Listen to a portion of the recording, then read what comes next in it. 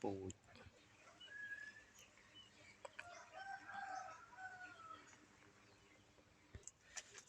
mùi muối này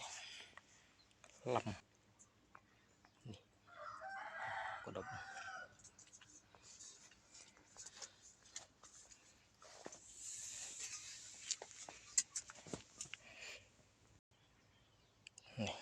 bánh lê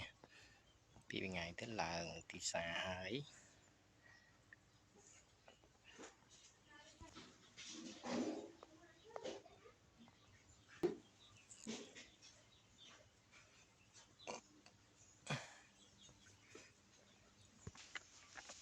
nở lớn thâm chập của mùi mũi bị tầm từ tù